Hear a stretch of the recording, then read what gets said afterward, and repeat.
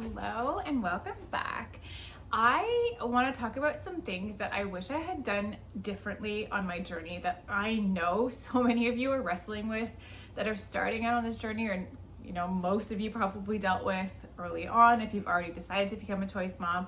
These are things that I wish somebody had talked about. I wished that I had known. I'm going through this all over again, as you know.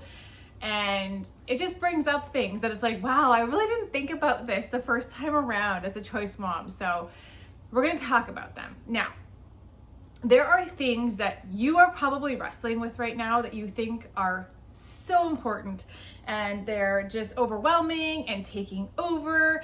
And at the end of the day, they're really just unimportant things. Now, I get a lot of, yeah, but there's this in my career, or my house isn't exactly, dream house yet. And age-wise, maybe I'm too old, maybe I'm too young, yada, yada. Everything is not perfect.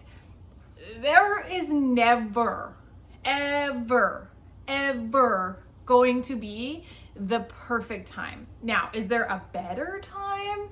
Yes. If everything is chaos, it's probably not the time. If you're in the middle of getting a degree or something, you know what I mean? Like you're moving out of your parents' house and you don't really have a place yet, and you're stressed out and you're between jobs. And of course, right now might not be ideal if things are just crazy, obviously, okay?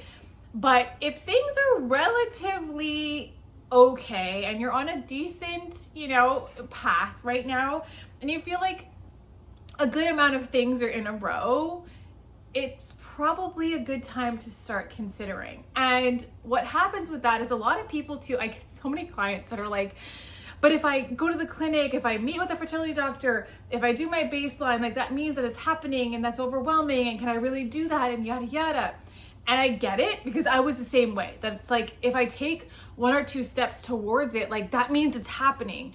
And that's overwhelming. And I don't know if I'm ready. And what if this and this and that and blah, blah, blah, right? We get so freaked out by the what ifs and the need to control and to have everything in order. And I get it. Okay. I'm living it again, and I get it. And I still get in my head and overwhelmed, and the what ifs and the shoulda, couldas and the blah, blah, blah.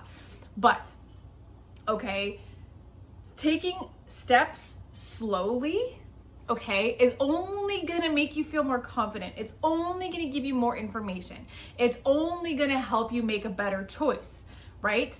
Because, like I've said a million times, no woman's journey is exactly the same. Our fertility is different, whatever. Where we live in the world has different ways of doing things. And just because you go and get your baseline testing done does not mean anything.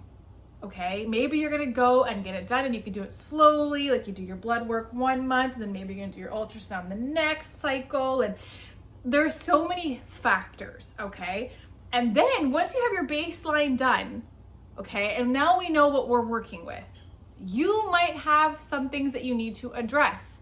Okay, maybe you're not as much of a fertile myrtle as you thought you were. Maybe you're like, wait, I'm 42 and my body is ready for a baby tomorrow. What? I didn't realize that I had this window open still for me, or whatever it might be, okay? But with no information, you really don't know what you're dealing with. You don't know what you're looking at. So it's kind of silly to go in so overwhelmed when we don't have the information.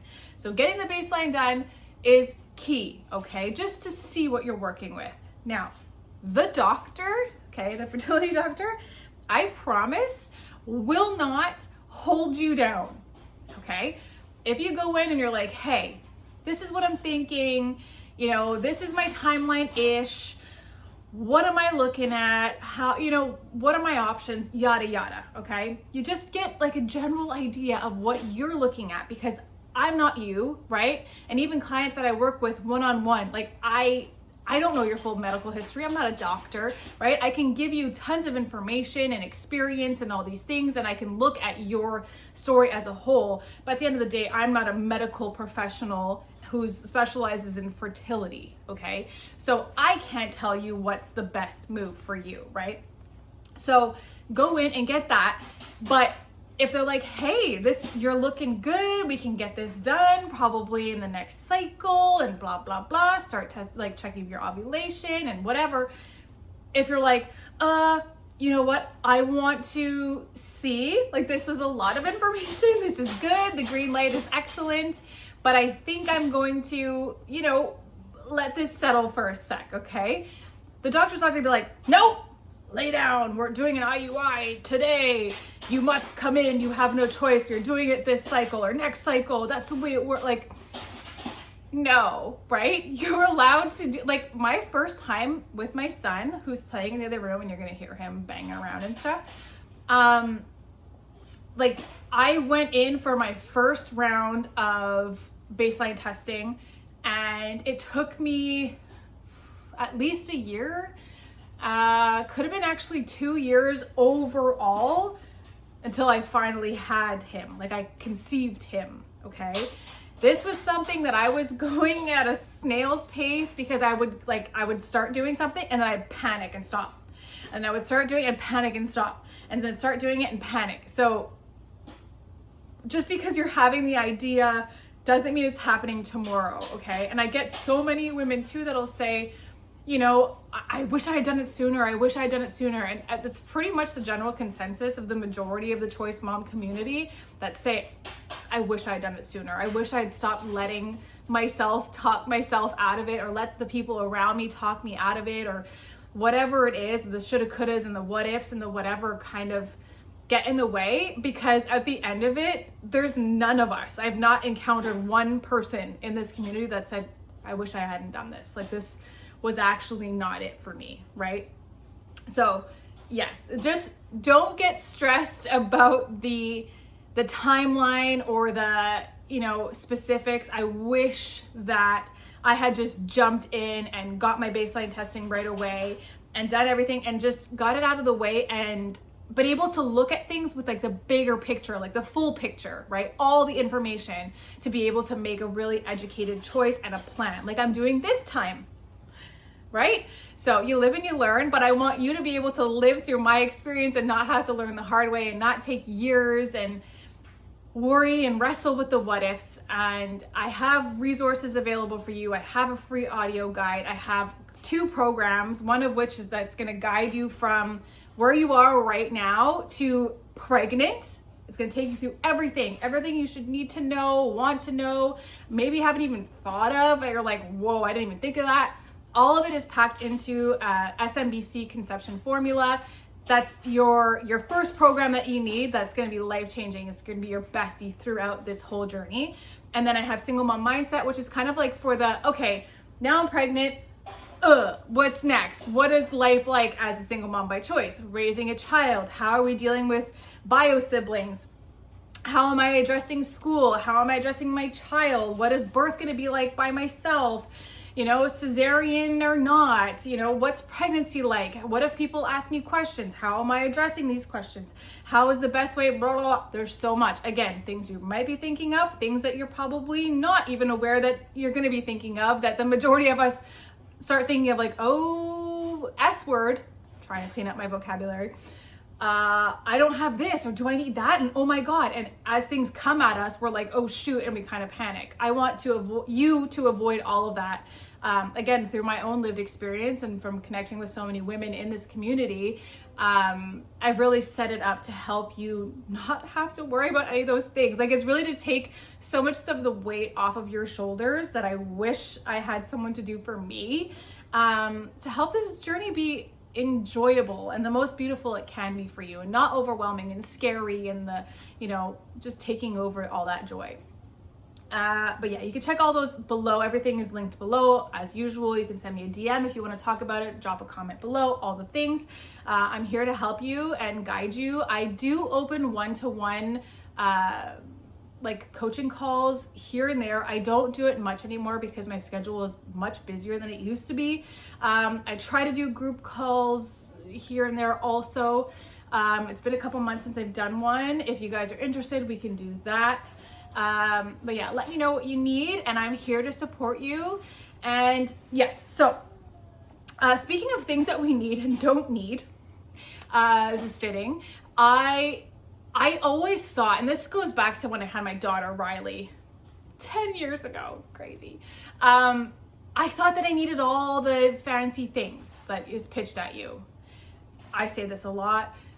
You don't need anything fancy. You don't need to have like the most fabulous of everything, top of the line, everything. Because again, those things still break. Those things are temporary. A baby is this big for 5 minutes. So all the fancy fandangly stuff is not necessary. You need the basics.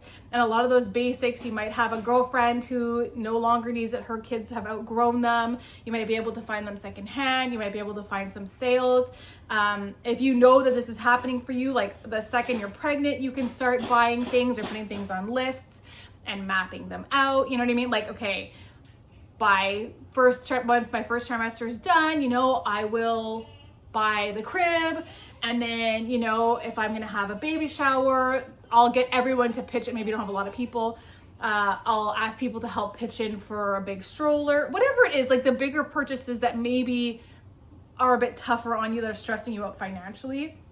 There's ways to map things out that you don't have to stress. Okay. We don't want stress. There's so much, again, like the pressures online of like, it needs to be like this, it needs to be like that, and it needs to be whatever. Like I set my kids up with a special room and it was so my kids sleep in my bed daily. But it's like, why am I putting all this energy and effort in? Of course it's nice, absolutely.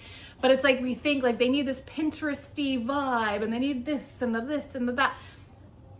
Your kid is gonna want you.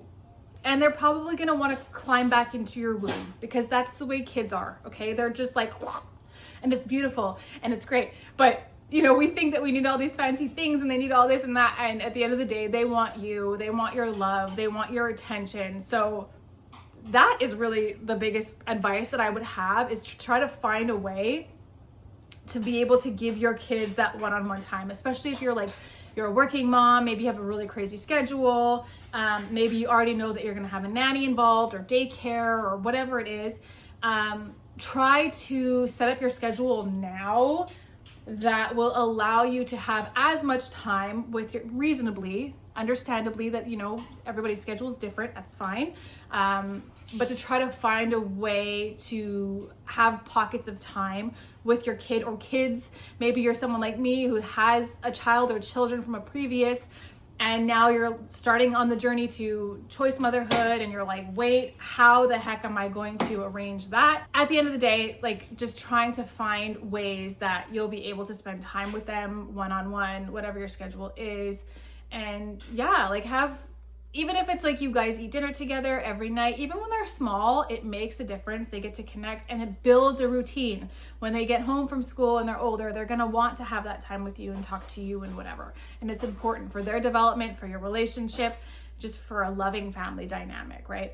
What to do earlier, okay? I mean, I kind of touched on this, but understanding what you want. Like just getting clear on what you want, what are your non-negotiables, and that goes across everything when it comes to the donor, when it comes to dating, when it comes to like as a choice mom, when it comes to just what you want for your life. When you get really clear, I mean, obviously things, just a second, sweetie, obviously we have to adapt, right? We have to be willing to like roll with the punches, and it's life, of course. But just knowing like, okay, when it comes to a donor, I'm not willing to bend on height, whatever. That's some people, oh my God, that's so shallow. If that's what you won't bend on in the real world, would you not date a guy that's under 5'7"?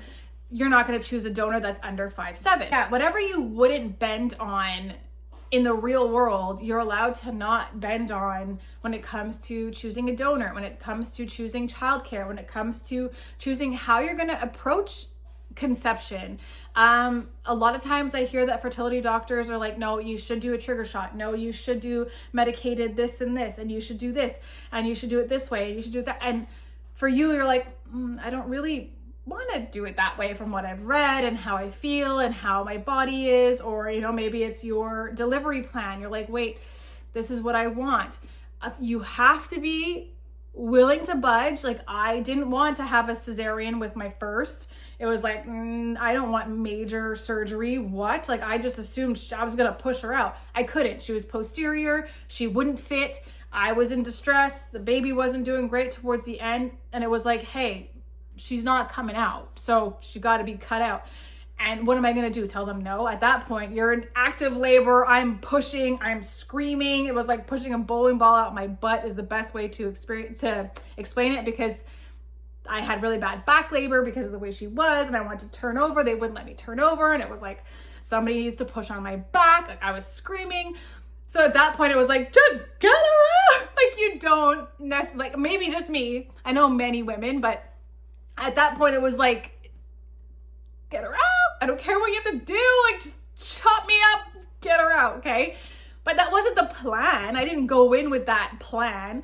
So yes, have a plan, be willing to, roll with the punches and ride the waves, because that is motherhood every day. Welcome.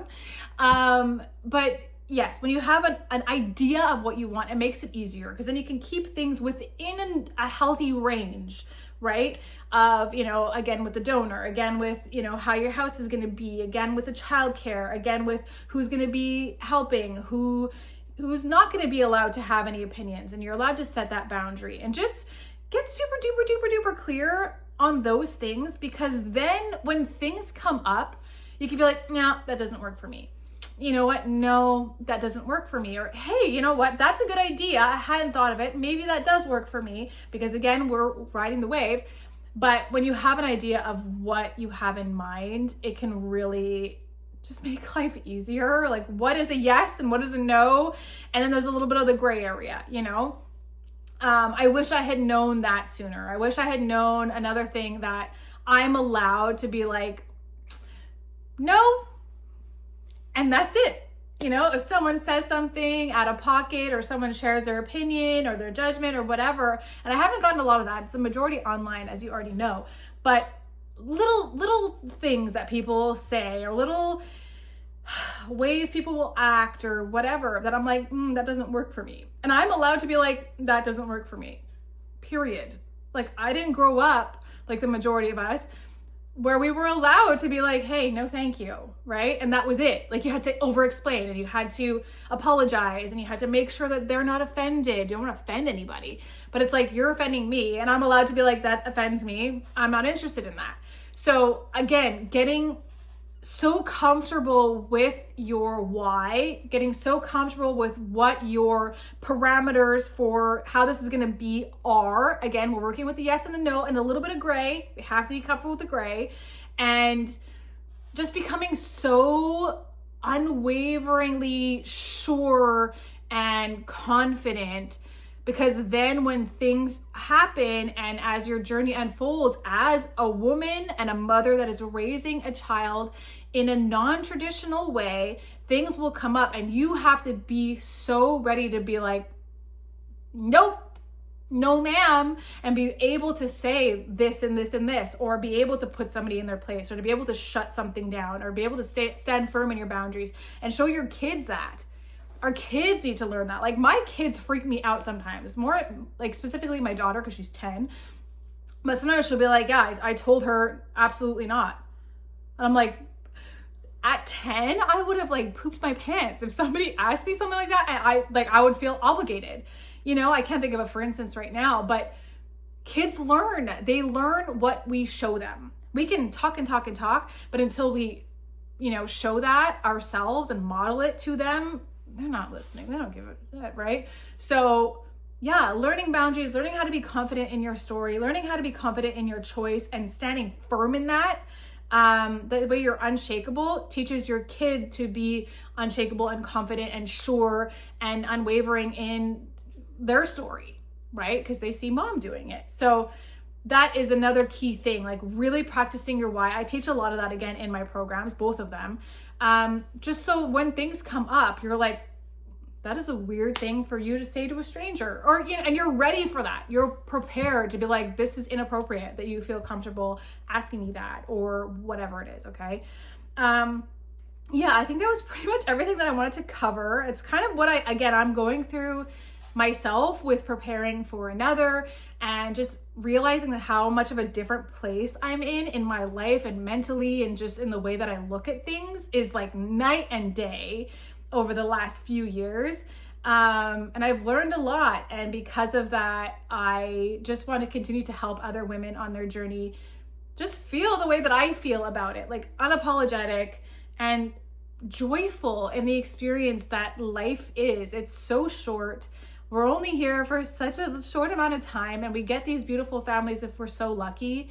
That why are we spending time, shrinking and apologizing and whatever? Like, I'm not about that anymore. So yeah, I'm here. I'm cheering you on. If you have any comments, questions, anything, drop them below. Again, my DMs are always open at Candace Catherine on Instagram. That's where I'm a little bit more active. And yeah, I'm here for you. Please like, comment, share, and subscribe, and come back next week for an all new episode. Bye.